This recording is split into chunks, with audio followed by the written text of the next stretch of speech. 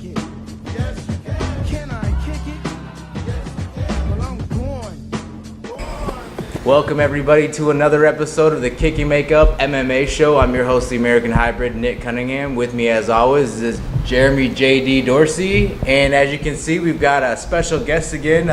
No stranger to the show, Mike Goodwin. Welcome to the show again, man. Thank you. I'm warming up to this camera thing, so we're going to have some fun today. Real quick, just for all of you out there that don't know, with this Kick and Makeup show, I brought a little nostalgia. The American Hybrid, this guy right here, is not just an incredible sports writer, mixed martial arts advocate. This guy is 2-0. I have his fight shirt. 3-0. 3-0. 3-0. Disrespectful. Ladies and gentlemen, one day, if this guy ever gets back in the cage, it will be in ours, just so you know. He's way more than just a writer and a commentator. Ear-to-ear grin, man. Got to calm us down. Thanks, man. Look, That's and you awesome, can tell dude. I wear this. I represent. That is worn, man. I appreciate it. I mean, this was a spinning back fist that blasted Nick in the nose, and I didn't know if he had that fighter mentality. He won the fight, ladies and gentlemen. The American Hybrid. I appreciate it, man. Thank Thank you. you. Woo! Let's, man, transition. Can we have a commentary fight? Yeah, that would be fantastic. Wouldn't that be awesome? So if he fights, we'll commentate the fight. Yep. All right, hey man, lots to think about. Let me do this show and eat some lunch and let it digest and And then after he fights, he could come and come back to commentating, like right a post, afterwards. oh yeah. Walk straight from the cage. And I've already sit thought down, of this, man. No shirt. I've already had thoughts about if when I win to hop over and then take the mic There and you be like, go. did you guys see that? Right. So don't worry, I've already had some Stay thoughts. tuned. He's planning it out. Yeah, never a good thing, man. Welcome, like I said, to the Kick and Make Up show. This is we'll call it show 8.5. Yes, I like that. This is the wrap up, the official wrap up of Cage Aggression 10 Redemption. That was this past Saturday night. We did a post show live from the event, and we've seen you guys have been watching that. So thank you. Keep watching it. Keep linking it out and sharing it. We really appreciate it. We're gonna call this one the official show, though. We've got the owner and promoter here of the show of Extreme Cage Rentals to break down each fight just a little bit, to give these guys some more coverage and to kind of just give our frank and blunt thoughts about it. Maybe us a little more than you, because Yes, you gotta of course. stay non-partial between the both. Yes, sir. But get some particulars out of the way first. KickingMakeup.com is the website. JD has done an awesome job getting all the fighter interviews from the interview series from the show, pre and post show, all the other shows. Like we said, this is 8.5, so there are 8 shows. If you guys haven't seen, go to the website, www.kickingmakeup.com. Check that out. Email us at kickingmakeup@gmail.com. The Facebook page is going awesome with new people joining every day. That's Kick and Make Up. Just search that in the Facebook bar. If you're on Twitter, @Hybrid MMA is mine, and @Kick and Make Up is the show. So, take a deep breath after that one and get all that out. Let's, man, Shout out to Hola America Studios Yes, for allowing once us to again, shoot here. We are Yes. back in Hola America Studios. So, big thank you to you guys. Let's have you start it off, man. Just a little recap, best little recap you can give of a huge, great, awesome, any other word you want there for a great night of fights, man. Man, I'm still exhausted, by the way. I mean, it's hard to put into words. 3 years ago, well, let me go back 4 years ago. I started going to local events, and I saw a need for a better stage for these guys to perform in. So we met with the owners of Throwdown. We bought a really nice cage, and Extreme Cage Rentals was born. That quickly evolved into wanting more. Wanting more production, more presentation, and more matchmaking, and just the whole package. We started in a small barn in Knoxville, Illinois. I'm originally from the area, so to think 3 years later and 10 shows that it would have evolved into what we just saw, I say it a lot, but I'm honored, I'm blessed, I'm thankful that everybody involved gives me the opportunity to do this, and most importantly, I cannot do this alone, so I get a lot of the credit and I get a lot of the shout outs, but every single person on my team and every single fighter, coach, every person involved has a leg of this team, and so collectively, I believe we made some magic together, and it's truly only the beginning. As everybody knows, we have an exclusive contract at the River Center, and someday we're going to get this thing on TV. And just real quick before we get into results, this will be a big announcement coming soon, but like I said, when we started this company, it was to give the guys a better stage to perform in. We were Extreme Cage Rentals. Now I believe after number 10, we are a substantial promotion, and we have an even bigger vision now. So we are going to be dropping the Extreme Cage Rentals. We're going to be Caged Aggression MMA, CAMMA for short. We'll be rebranding this thing, and you guys have my word. We really are going to take this thing as far as we can. So thank you for having me. Congratulations, man. Thank you. That's big news, man. That's huge. Exclusive. Yeah. Caged, right. This is where we need some segue again, man. Right. These spirit fingers are getting old now. I got the segues. They will be on this episode. Oh. Well, no, not this one. Maybe the next one. All right. Stay Hey, tuned. But they're coming. already done. I already worked on them. I was gonna surprise you with it. All right, nice. Too many surprises today, man. I feel like I should have brought something too. The invisible gift bags for you guys. Lunch. Thanks for being on the Lunch. show. All right, that'll We'll work, sock man. after this. Yep. So let's, like you said, your shows are good because they are awesome top to bottom. You take a lot of time in doing the matchmaking, and it's prevalent from watching the fights and seeing, like, even he and I, JD and I will be sitting there like, damn, this was such a great matchup. I Right. mean, this fight can't be going any better. We'll start at the top. Patrick Braceno versus Sean Johnson. It was a 3-round decision that went to Patrick. Even them kicking the night off, like I said, it went to decision. But what did you think when watching it? Did you see, thoughts? Yeah. Well, I think the big thing for me is since we're all such big fans of the sport, it's way more than just a record, and it's way more than just they're a better kickboxer than grappler. To me, I try to go to as many events as I can, support the sport and the fighters, but also to watch them fight so that I can stylistically put somebody together. I think that's paying off because our network of fighters has grown drastically, but more importantly, I like to mirror guys, and I like to put a card together top to bottom as much as I can because we only get 3 or 4 shows a year, so it shouldn't just be about the main event and the co-main event. I'd like to see every fight top to bottom as good as possible. So anyways, that's kind of how we do that. Sean Johnson, Patrick Braceno, they fought already. I watched them fight for Nick Meyer up in Sterling, and I tell you what, there must have been 2,000 punches in that fight landed. It was crazy. Patrick fell short. Some would say early stoppage. Either way you look at it, it was a great fight, and I thought a rematch would be a pretty perfect way to start off this show, Redemption. Patrick came out a lot smarter. He wasn't coming out just to bang, because Sean can hit hard, and that's what he loves to do. And he was a little bit more technical with this fight and smart. He got in, he got out. And it paid off because, Sean, on the other hand, his cardio, we haven't seen Sean Johnson go 3 rounds. I was proud of him.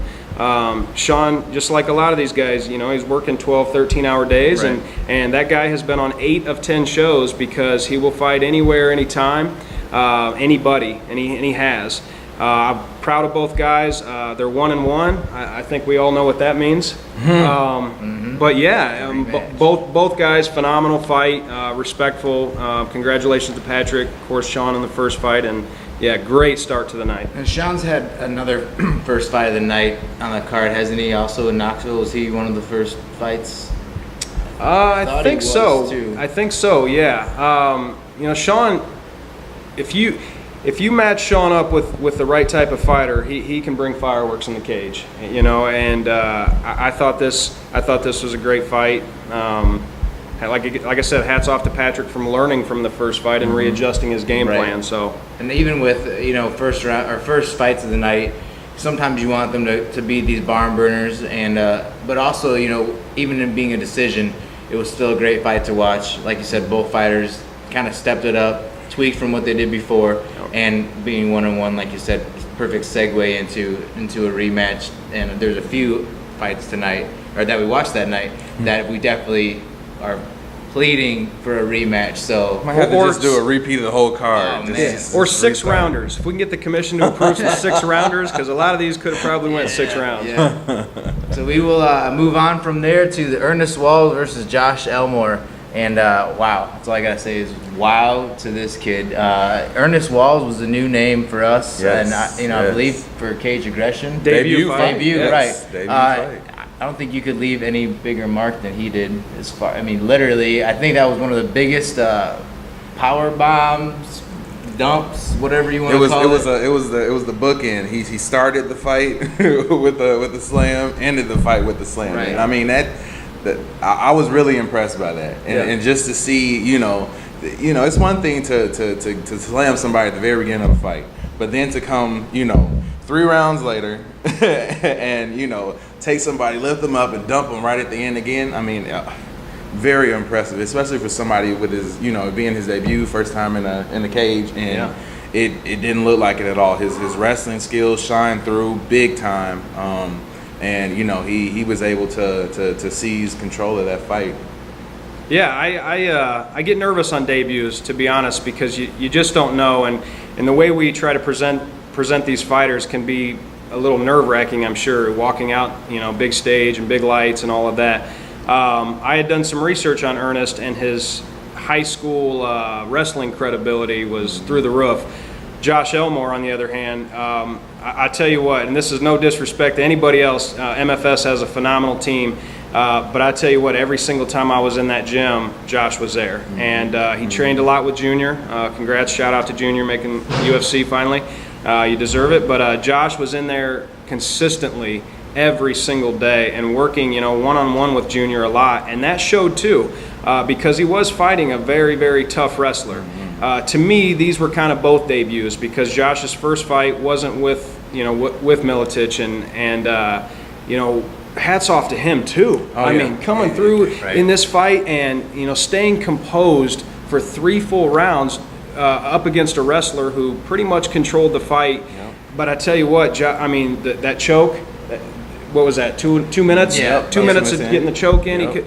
I was super proud again of both of these guys. Right. I believe Josh is going to get back in there. He already said, he's getting back in there Monday. I told him he has, nothing to not be proud about. Unfortunately, somebody has to lose each fight. But both are winners in my book. Ernest, man, if he sticks with this thing, he's super young. Shout out to Mark Kilberg for getting him ready and everything. Gosh dang, I've already got some things going on who's next for him, because both guys, again, hats off. Ernest Walls, your slam, you woke the crowd up. I don't know what the heck they were sleeping on after the first fight, but you woke them up. Commentary on that, because that threw us off. We've seen slams, and then we've seen some slams with a capital S. I think you'll notice when you go back and hear the commentary that, like, after it happened and as he was picking him up and after it happened, like, we didn't really say anything, and we get caught sometimes just in the moment, like watching. So like, just because we weren't saying anything, that's because our jaws were like, the entire, during that whole segment of the fight. So, and what a better camp for Josh to be in than MFS to go back and tweak up your wrestling. Because I don't know if he thought he was going to be in that much of a wrestling quote wrestling type of fight. He ended up being that. So you can't be in the nation. A better place to be at than MFS. Tweak up your wrestling. Go back to the drawing board. Like I said, I talk a lot about MFS of just coming in their own now. I think we're gonna really see some big stories out of MFS coming up, and he might be one of them. But it goes to Ernest Walls that night, so that was a heck of a second fight. Going right into the third one, another 3-round decision. Austin Thud Hubbard, Dorsey gave him that nickname. Last couple of fights versus Dimitri Boyer. And were there some thuds in this fight? Right, man. Jeez, on both ends.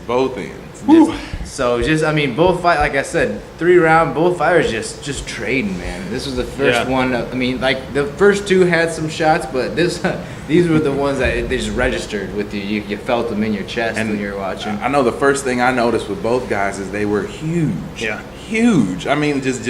Just big guys, ripped, and sometimes that can be deceiving, but you might have a guy who looks big, but he doesn't fight big. Both of these guys look big and fought big. They're 50. They're lightweights too, though. They're 155 pounds, which is what that's funny you brought the shirt out and everything, but I was like, it's only been a little while since I fought. This is 155 now. Like, all right. Yeah. Like, they're big lightweights, man. Yeah. So, it just showed they were both just 2 trains coming at each other. And really enjoyed that fight. Yeah, this was our top contender fight. Austin, back in March, I was able to see him come out with some very heavy hands when he fought Jamie Tigas. And talking to Nick Meyer, he said naturally Austin just puts in some serious work, and he's got heavy hands, strong wrestler. I had the opportunity to go watch Dimitri fight for the first time, and honestly, I was telling the guys I was with at the show that these guys kind of mirrored each other. It was like they were looking at their physical presence, their style of fighting. It's hard to believe that this fight's number 3 on this card. That's how incredible this fight card was. But we come out of the gate, another 3-round decision. And for those of you that weren't there, don't let these decisions fool you. These were non-stop action, back and forth. 6 decisions on this card. Close. I mean, 8 fights went the distance. Unbelievable.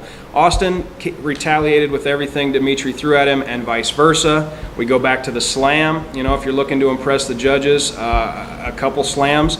Austin was able to hold back on those slams and not get the full force on it. But overall, the 3-round decision goes to Dimitri, the grind, and scored more points and takedowns and octagon control.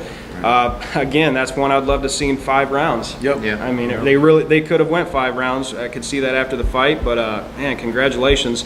Mr. Harris, if you're watching, he's getting married in September, so he's taking a little time off, but I like 7-0 Dimitri Boyer and David Harris to have this happen before he goes pro. Either way, I got your back, Harris. If you're going pro first, whatever. But this might have to be maybe the last one if I can make it happen. Technically, I don't beg, but that would be one that I would really, really, really like to see. Right. And I mean, and then too, speaking on Hubbard, I can think of 3 points during that fight where, he took kicks that missed by that much. And I mean, and it's, we're sitting there, commentating yet again, and it's just like awestruck. Like, man, if he would have caught him with that one kick, it could have changed the entire momentum of the fight. So, both of those guys, man, kudos to both of those guys. Yeah, and before just closing on these guys, it was their focus and their eyes, and I know that's something that we get to see close up, being their commentators, your cage side also. They both had this look on their face of determination there was so much focus that I would love to see them fight again, because it never stopped. They would just, like I said, they would go at each other, and you'd look at their faces and they would just go. There was no pussyfooting and pitter-pattering. And those are the fights that you said you'd love to see in 5 rounds. So another one that would love to see again. So see what happens in the future.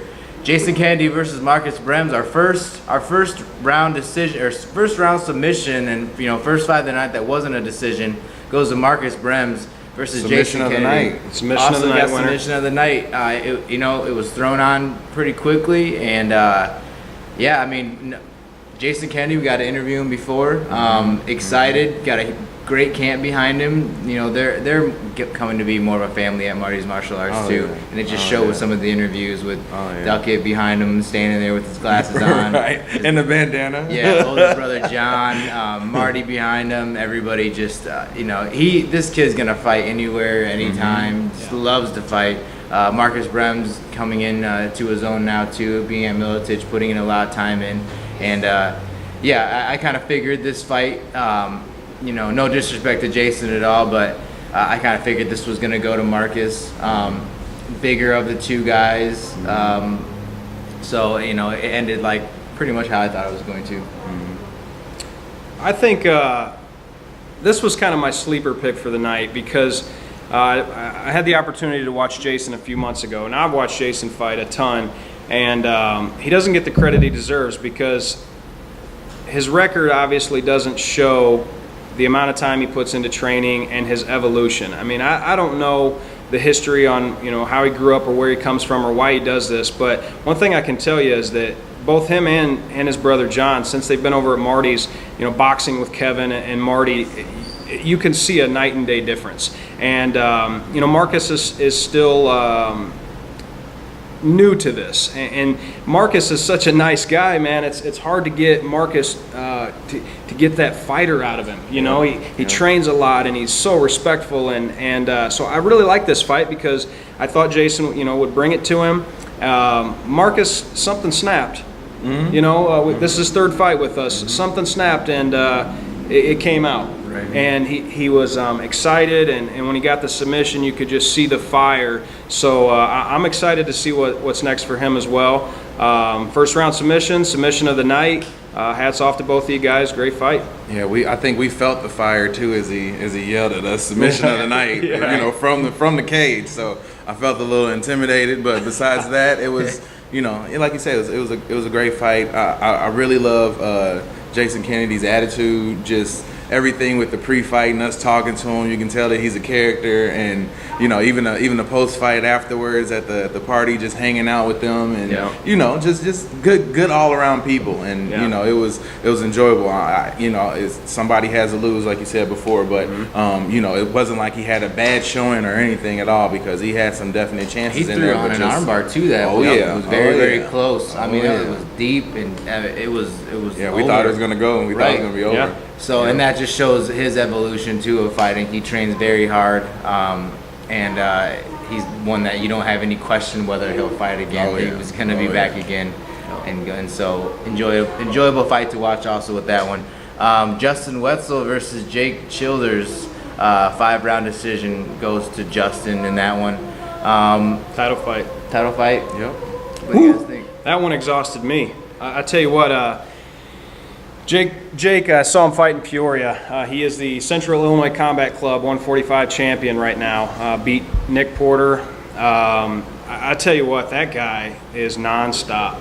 I mean, this is a 5-round fight, guys. That guy impressed the hell out of me now twice that I've saw him fight the first time. He was definitely worthy of coming into our cage, never fighting before, and getting an opportunity at the title, because I mean, as you could see, he went nonstop, 5 rounds, back and forth. Cardio on both ends of the fight were just phenomenal. Wrestling skills were phenomenal. A lot of control. I was super glad I wasn't judging that fight, because to be honest with you guys, I could have flipped a coin on that one. Justin Wetzel. I mean, the guy's evolution. You know, he competes in a lot of Naga tournaments, and you know, just got back from Worlds, and he was disappointed in himself because he didn't place. Well, you proved yourself here, that's for sure, man. Because I mean, like I said, Jake wasn't letting any submissions happen. You know, he had a hard time getting off on his feet with him. Very evasive, back and forth, back and forth, back and forth. When I walked in with the belt, I honestly had no idea who was getting it. Yeah. And to me, I mean, again, that's the 5th fight on the card. You know, a 5-round back and forth war that I couldn't pick. Phenomenal fight, guys. Phenomenal. Again, I don't know if that one we should have went 6 or 7, because they were both pretty tired. But I'm glad both guys are doing okay, you know, and healed up. And man, if the time ever comes, that's another one that I'd love to see again. If anything with this one, you know, you'll probably be able to tell in my commentary and stuff, but I kind of thought that Childers had pulled that one out. And you know, no, you know, disrespect to Wetzel, but it just seemed like he had a little bit more of control, and you know, he's a grinder, and I mean, it seemed like he had. He was pushing things to the pace that he wanted them to go. But, you know, like you said, that's a total coin flip. I mean, just a great fight on both sides, as, you know, I've said 5 previous times now. But, I mean, hey, it's the truth. It's the truth. I think we literally said that, too, that we're happy that we were commentating and not the judge. I mean, I said that 3 or 4 times that night. That I've done that once, and it was definitely something that fights like this, it's hard. I mean, so... Big ups though to Justin Wetzel for getting that win and getting the belt. The next one, man, stands out so much. Mark Tong Van versus Andrew Juicy Boosie. Man, this fight was everything that I was hoping it would be, and I don't know, man. I saw we've seen Boosie fight before, so we know what he does. We haven't seen Van fight before. And so didn't know what to expect, but after that first minute, you knew what kind of fight it was going to be. His confidence level was through the roof. Just his stance, his whole demeanor, his kicks were ridiculous. They're the flying kicks, and just his stance. He reminded me of a little of Anderson Silva with the hands down. I mean, it wasn't taunting as much as Anderson does, but he was owning that cage. And we didn't get the privilege of interviewing him ahead of time, so we didn't really know. So you know, we get our sheets and we see 5 and 4 next to it, and I'm like, okay, well, this should be, you know, this shouldn't be that close. And then to see him come into the cage and do the stuff that he did, like, I mean, the kid has superstar written all over him to me when I see him. Just, you know, and hate to be cliche, but the look, you know, the way he carries himself in the cage. I mean, it was, and then let alone the fight. I mean, it was incredible. And you know, Boosie has a tendency to be a super technical fighter, and he really couldn't do that because he was getting, you know, pelted so much. And that's not to say that he wasn't dishing out damage of his own, but you know, Van was putting so much pressure on him the entire fight, and you know, ended up ending with that huge cut on his face. And you know, I was kind of disappointed that it ended that way, but hey, it's the truth. I mean, he was bleeding a ton. Yeah, I guess if a doctor has to stop a fight, first and foremost, I've always been safety first, so I'm going to trust in the doctor. But if a doctor has to stop a fight, I guess if it's going to happen, I'd like for it to happen in the 5th round, because that's when this fight was going the distance. We all pretty much know that. Let me start with Boosie. Ever since he took the title from Shelton when he knee barred him, you know, the 125 title, the guy, he has been easily one of the most humble, friendliest, respectful, committed guys I've ever worked with. You know, shout out to Bob Long, because you know most of his guys are like that, if not all of them. And this was both of their last amateur fights. Boosie's dropping down to 115. I love that move. He's always had to eat a burger on the way to weigh-ins, or keep his jeans on, or whatever. So I absolutely love the move to 115 as a pro. This one got a little controversial, but as far as the fight itself, you're right. Mark pushed the pace. Little segue is, obviously everybody's been trying to see the Andre Avila-Boosie rematch, and we've had 3 shows now where that fight just seemed to, it was locked in, but you know, for injuries and for, you know, a lot of factors. So when that fight wasn't going to happen on this show, I made it a point to find the best I possibly could for Boosie, because he likes those challenges. And I had the opportunity to go to a show and watch Mark fight. It was a pretty quick fight, 12-second knockout. But again, his demeanor and just his fluidity, a word? Yes, very fluidity, very fluid in his movement, and just real smooth. And again, I thought it was a phenomenal matchup. We went 5 rounds. Of course, both guys could have won this fight. Now, where it gets controversial, and of course, once the videos are edited, we will check it out. But from what I saw, my perspective was Andrew went in for a takedown. At the same time, Mark was throwing a kick, and his knee connected on Andrew's eye. Knees to the face are illegal in amateur rules in Iowa, so the referee saw it, you know, kind of like I did. We'll go back to the tape. That's the beauty of having video production, and shout out to Jeremy Brashy, the man at our video production. We'll go back and we'll check it out. You know, we'll always do what's best for the fighters, but I don't want to take anything away from Mark's championship win, and I obviously don't want to ever take anything away from Boosie's heart and skill and technique. I mean, he's been the champ for a long time now, so I mean, I don't know if it'll happen in the pro ranks, but these guys should get back in there. I mean, that's proof there again about the record. You know, you see that. You see 5 and 4, and you see, you know, is this guy really going to be able to do anything against Andrew Boosie? And I mean, we saw it. It was phenomenal. These guys elevate. You know, they're in the right camps. You know, Mark coming from Hard Drive, they've got a team of beasts in there, and they want to represent their team, you know, in a respectful way and in a quality way. And same thing with Central Illinois Combat Club. So, man, bow down, you guys. This was before intermission. Come on, man. Bow down. Right. Woo. And heal up quick, Boosie, man. You know, Godspeed. Heal up quick. Get you back in there.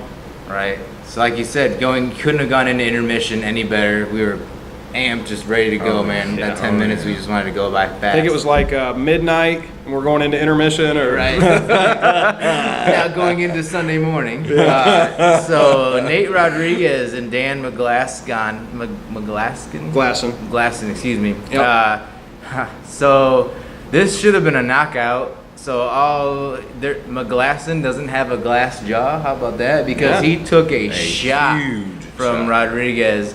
that would put a bear down. Yeah. And he didn't go down. So big shout out to him, and then also to Nate for getting the submission win in the first round.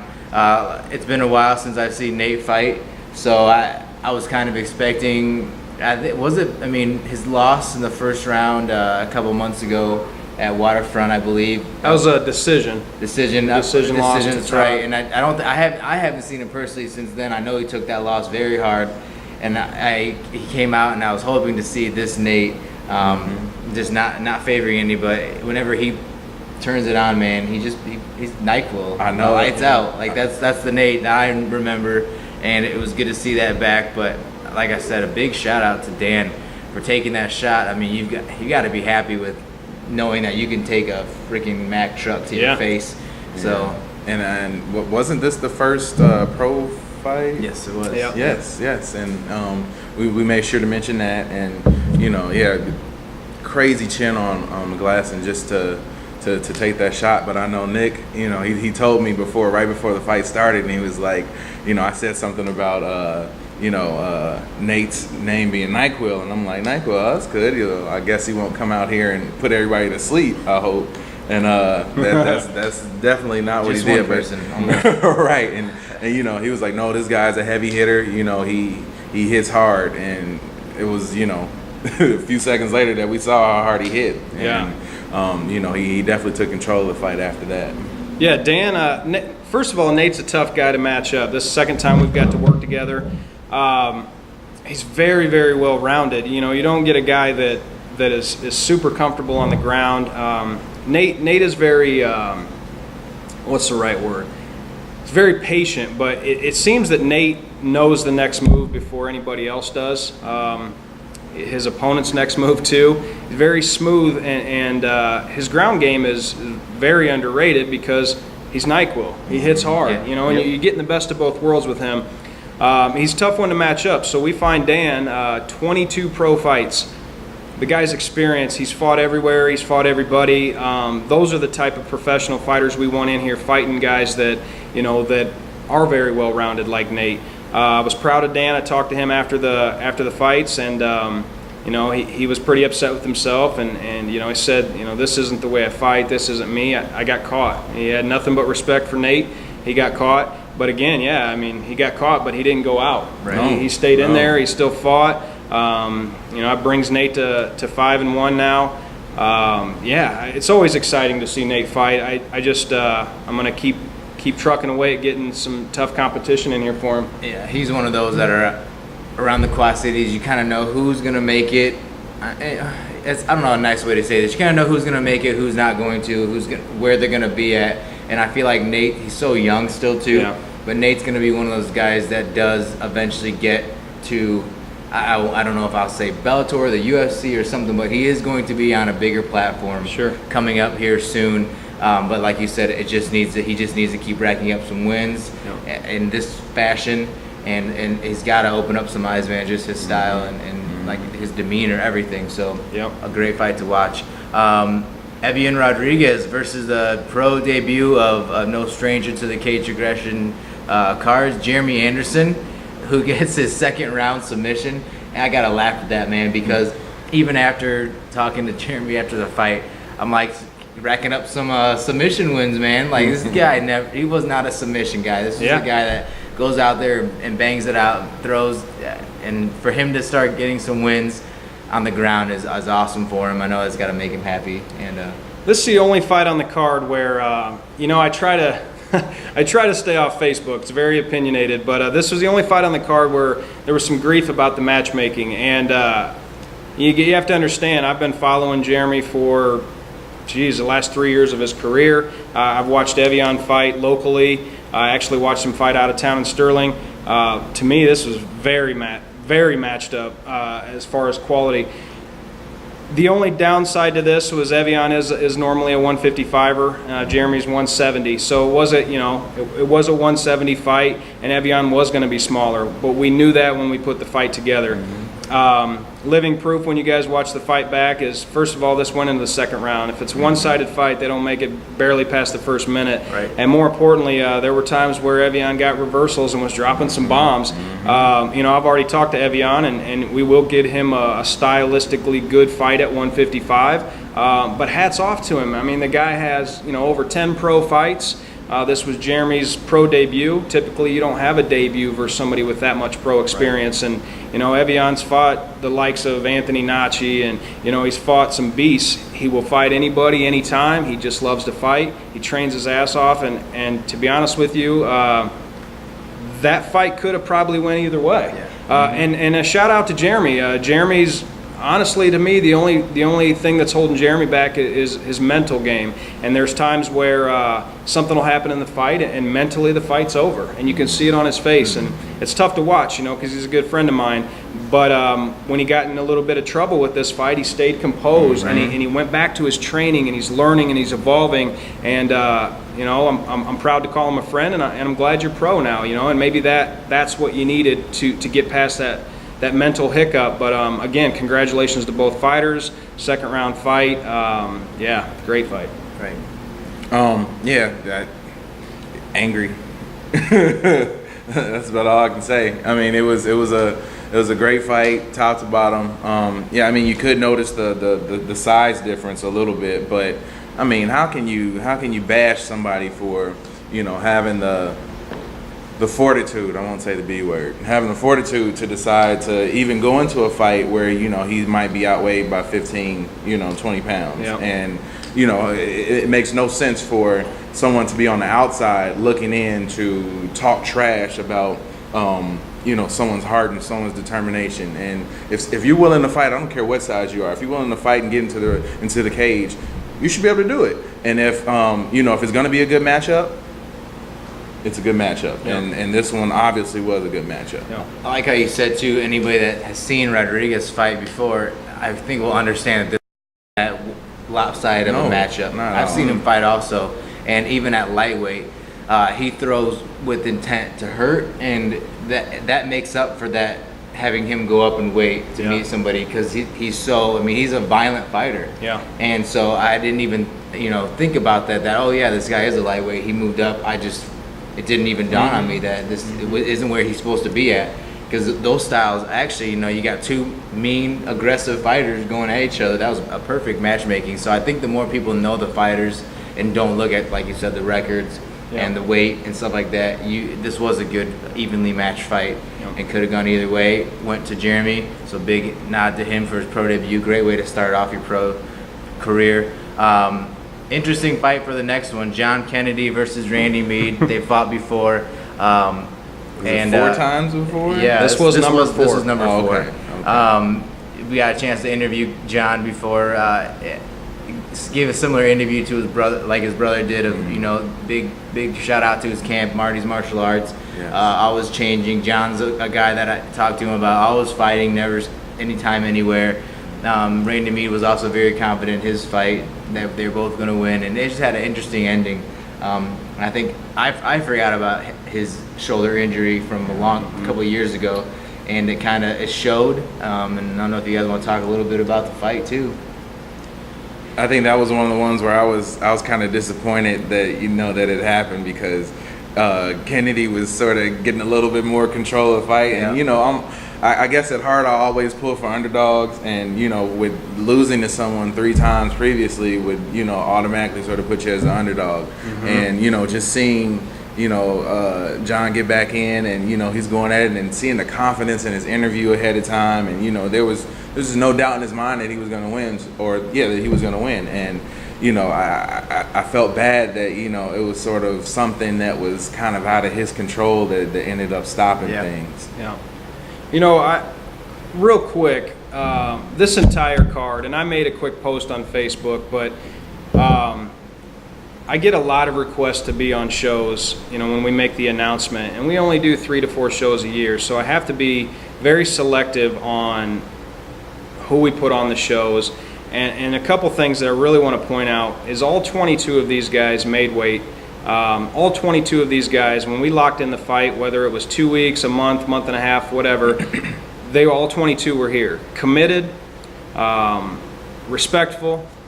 They made weight like a bunch of professionals. And I'll tell you what, there was something different with this show than I have not seen in the past 9 events, and every single fighter, it didn't matter where they were on a skill level, they pushed past it. Every single one came in with a different determination. We had an ABC official, referee Bruce Allen there, and he pointed out that he's officiated tons and tons of fights, and he's never seen where every single fighter had this fire in their eyes. That's why we do this, guys. That's why we spend all this extra money to present it this way and to do it better for the fans. If that's what it takes to bring out what we saw on Saturday night, we will continue to do that tenfold. And this is what it takes to be on a Caged Aggression card. So, I mean, shout out to all these guys. Seriously, the commitment level, it makes what we do possible. It makes it easier for us to do all the production behind the scenes. Man, if I could have cards like this, I felt like I left summer camp Saturday night. I felt like it was over. I was kind of sad that it was over, and it was a few months away before we get to do it again. But big shout out to everybody. It kind of leads me into this fight because unfortunately in the Quad Cities, when 2 guys from the same area have fought multiple times in 2 different camps, you get all of this negativity and you get all of this teammates talking garbage, and I really do hate that. I love hyping a fight, but at the same time, when the fight's over, give the respect that's due, because all you're doing is portraying the sport the way that the people that don't support it want it to be portrayed. Don't do that. What I want to focus on is the evolution of these 2 fighters. They both had more fights than probably anybody on this card combined, right. And the evolution of what we saw Saturday night from both sides of the fence were amazing. John, since you've been boxing with Marty, and Kevin, and down there with those guys, his stand-up is night and day. We all know that John's history is to pull guard and go for the submission, and he put some serious heavy hands on Randy. On the other side of the fence, Randy, it wasn't all lay and pray like people are saying. Randy fought that fight very smart, in my opinion. But looking back on pictures, there was a ton of stand-up, there was a ton of exchanges, and I don't know where after 3 5-minute rounds you get this extra burst of energy to pick John up and slam him like that. But that was it. That was the decision maker right there, because really that fight was going either way. And to me, John was winning on the stand-up side of it, and of course Randy was winning on the ground. But that solidified the fight. So to me, again, it's not about win or lose here. To me, on that fight, it's 100% about look where they've came from and look where they are now. Right. We'll definitely see these guys back on a card again. Like you said, I talking to Randy before, he said, I've done this 44 times, something like that. This is, other than the rounds being longer, this is another day in the park for me, man. So it really showed there, and like I said, a big stamp to his first win as a pro. Yeah. And best of luck to John Kennedy. Get better soon. We know that injury is always nagging. It's a nasty way to throw that shoulder out again or whatever you did. So hope for a quick recovery. And going into the co-main event, interesting one for me. Clint Anderson versus Ryan Smith. 3-round decision. Did go to Ryan Smith. I know that for me it was interesting to watch. I was waiting for Clint and Clint knows, we all know Clint. I've trained with him before, and so I know his style, and I was waiting for him to pull the trigger and go. And when he did, the short burst that he did, he went and he landed, and he 4 hit combos and just blasted through, but they weren't enough, and they weren't paced out well. They were just these little bursts that you got excited, and then he went to kind of his counter. Yeah. But the guy fighting him, and Smith, I think did that the whole round. I don't know. He just it was throwing him off too much. He was dictating the pace, and that was throwing Clint off. And so I knew that I think everybody in the crowd, as his brother was screaming next to us, Jeremy, to go, just to switch the pace, you know. And I think that's what it was with Clint. It was it was an off day for him. Yeah. And sometimes it's like that. I mean, and we have to give credit to Ryan Smith for being able to do that. You don't just come into the cage and have an off day, quote unquote, on accident. It takes somebody who's going to be willing to dictate the pace and bring the fight to that opponent, and that's exactly what happened. And like he was saying, Clint's brother Jeremy was, right in my ear during the entire time, yelling out, for him to do certain things. And Clint would do it sometimes, and then other times he wouldn't. And you just kind of would sit back like, I wonder why he isn't exactly doing it. Yeah. So, and I know when I talked to him afterwards, he did mention that he had hurt his foot during that fight too. Round. So, yeah, and I don't know if that was, hampering a lot of what he was able to do. But if it was, man, still a commendable job for Anderson to go the entire 3 rounds. Right. Yeah, I noticed it at weigh-ins how much these two mirrored each other as well. Height and style and stuff like that. But first of all, again, with the whole evolution thing, I've been following Clint's career for a long time now as well, and the majority of his wins are by submission, and Ryan knows that. And Ryan, you could tell him the game plan wanted nothing to do with the ground. There were times where they clinched up and legs got locked for takedowns, and Bob Long in the corners said, get away, get away. This isn't where you want to go. On the flip side of that is more stand-up than I've seen from Clint in all of his fights combined. So when we talk about evolution, I was proud of that, and it was the very few times that I've seen Clint actually get angry in a fight. You got his brother angry who's in the corner, and when in those few times that Clint did get angry, I mean he blasted, he landed, and his combos were crisp. Right. Yeah, like you said, it wasn't enough, and if anything, that's going to teach him that's an intricate part of what needs to happen in the fight, because you always start on your feet. So no matter how good your ground is, you got to start on your feet. You got to get there somehow. So if you're not taking people down, the pulling guard days, that's not going to work, because guys with heavy hands will make you pay for that. Yeah, exactly. Ryan Smith, he was coming off a few losses, and I think what happened for him was the first time he had fun in a while. He really had 15 minutes of fun. He treated it. I mean, he trains with some great fighters: Kenny Robertson, Matt Wyckoff, Wade Chiotti. He trains with some great fighters, and to him, it was like a day in the gym. And he mentioned that to me. The guys I train with are much better than me and much better than Clint, and if I can hang with them for 15 minutes, I can hang with Clint as long as I stay away from the ground. And it showed. Didn't think I would say this, but something happened in 10 shows that's never happened before, but I gotta mention it. In the third round, Ryan and Clint were clinched up against the cage panel that I was sitting at, and Ryan looks over at me and says, "Hey, what's up, Mike?" in the middle of the fight. And it kind of threw me off so much, because I didn't know if I should talk to him, and I just smiled. But that goes back to he was having fun. Yeah. He wasn't taking it too serious. And when Clint did get those exchanges, unfortunately he still had a little bit of reservation. So after he would land, he would pull back. And those are the times where you just got to go in for the kill. And again, hats off to both. That's 15 minutes of action, back and forth. Another great fight. Congrats to Ryan on the win. Keep having fun in there, man, because it's obviously working. Exactly. And so closing out in our 3 or 4 a.m. at this time, something like that. I don't think that I heard the bird. I got to get ready for this main event. Yeah, man. Oh. So anyway, great main event between Stephen Gladhill versus Eric Shelton for the bantamweight title. You couldn't have asked for a better main event than these guys going back and forth, and that's what it was, back and forth. Yep. Shelton ended up getting the win, but man, I'll let you guys too. We could talk about this one in a whole show. Geez. But just seeing it, like, going through the card, there were some matchups that I didn't know how they would turn out.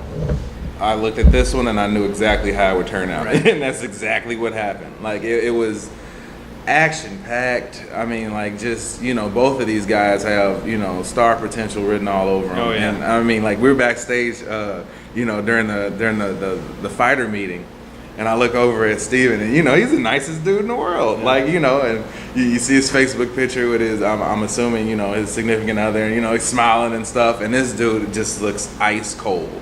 And I'm like, holy crap! Like, we are in for a super main event. Yeah. And, just knowing the stuff that Eric Shelton went through before too, with right. his the fight completely being up in the air for him. And I mean, that was, that had to be hard because we went to grab him for an interview ahead of time, and he's like, man, I don't even know if I'm gonna go. And we're like, well, what do you say to that? Yeah. And then for it to finally come through and, to have to hit that switch and then put on a performance like he did, man, this, I hated to see a loser in this fight. Yeah, and me too, man. Man, it's begging for a rematch. Well, what happens is, even at the UFC level, you get a fight card on paper that is mind blowing, and then it plays out nothing like it does on paper.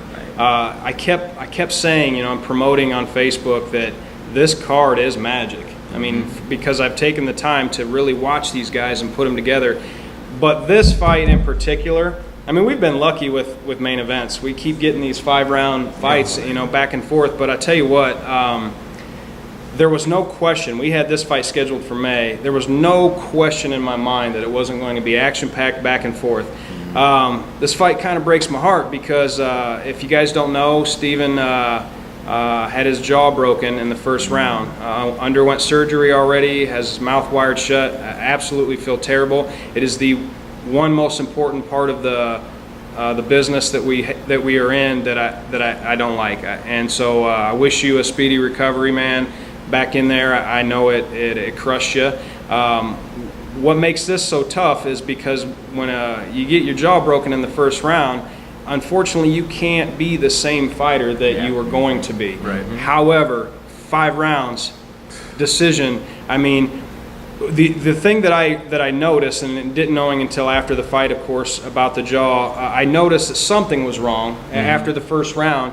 And the game plan changed a little bit. There wasn't as much stand-up, and Steve had to protect himself and get it to the ground. And it's another one of those where I can't take away anything from either fighter, but I could have flipped a coin again. Maybe if you go back to the whole stigma to beat the champ, you got to beat him, you got to beat him. Maybe that's the only thing that would have solidified it for me. And I'll watch it back many times, but wow. Right. I mean, I was exhausted after this fight, and I was just watching it. These guys, I'm kind of speechless. It was phenomenal. It was back and forth. It was technical. There was insane amount of heart in that cage. I mean, it was phenomenal, guys. So, when I say that I'm humbled and proud to be a part of it, I genuinely mean that, because that's why we do this right there. That fight was everything 10 times over than I expected. Yeah, this card just in general was something that people, that if you didn't know before, which I mean, a lot of people that were in the crowd, they've been to a cage aggression before, but I know there was some new people in the crowd. We've been blown away from everything, from the fights to even having a new ticket that looked different and more professional, to, like I said, us doing some pre-show stuff. Anything and everything with your cards, they keep getting better and better. And a lot of fighters said that too. Like, Mike keeps telling me that he's gonna get better than the last one, and I don't know how he can possibly do that, because the last one was awesome, and then he goes and does something that blows my mind. So big congratulations to you, man. Thanks, man. For keep throwing that bar up higher and higher. Like, I said the same thing too. It's like, yeah, he always says he's gonna do something bigger. I'm like, what more can you do that you didn't already do at this show? And just the matchmaking, it's getting very prevalent now, that a lot of times going into the matchmaking, a lot of time is just going into everything else, and it's showing. And I'm glad that you're in Iowa. Now I'm glad that everything seems to be working out, and yeah, I just, man, me and you have side conversations too, but just want to make it publicly known that Mike Goodwin is doing some huge things. If you don't know, yeah, check Facebook out, check his website out. I want you to give all the shouts outs to people that are still on the fence of local MMA or whatever your reasoning, man. Watch some of our links to the show and his links, and do yourself a favor and educate yourself for about a half an hour at least, and I guarantee you'll be there for another 3 hours after that half an hour. Just got nothing but good stuff to say for you, man. I'm glad to be a part of it. Oh, definitely. I appreciate it, guys. I always said, I told my wife the very first show that I will always plan these events as a fan first. I mean, that's why we do it. And the moment that I don't do that is when I don't want to do it anymore. And I mean, again, hats off to everybody on the card. They make the show. We just present it the way we think it should be presented for the fans and to get your ticket money's worth. You know, we don't raise the prices. We don't do any of that. We want to make this affordable for everybody because it really is a clean, professional-looking show. And yeah, the fights are getting better because the fighters are getting better. So hats off to everybody that's still training their ass off, and all these new guys we're bringing in. We plan to do that a lot more and some big headline fights. You know, it does sound cliche about this is only the beginning, but really the first 9 were an accumulation of trial and error to get to where we're at. And of course we still have a long way to go, and you know, we're not going to stop until we take this thing as big as we can. But I tell you what, number 10, it had a pretty big impact on me, you know, and I'm proud of everybody involved. So October 12th will be the next one. Gives me the adequate time to plan and promote this thing and to you know, put together some stellar fights again. That'll be our last show of the year. We won't come back until March. You know, it's unfortunate, but it does really take a good, you know, 3 months, 4 months to plan and to do it right. And I'm okay with that because quality takes time, and it gives these guys time to train and be prepared and come in and do what they did on Saturday. So we'll be back October 12th. We'll drop an announcement probably August 1st, theme and all the goodies. But yeah, stay tuned. We'll be rebranding this thing, as we said at the beginning of the show. So CagedAggressionEvents.com. We, of course, are on Facebook. Everything's under my name. We have Extreme Cage Rentals, which we'll be switching over. But yeah, thanks for watching. Thanks for being a part of this, because it really is only the beginning. Well, that does it. That was the official results from Caged Aggression 10 Redemption. We will definitely be back in October doing all kinds of pre-stuff, end of September, early October. Just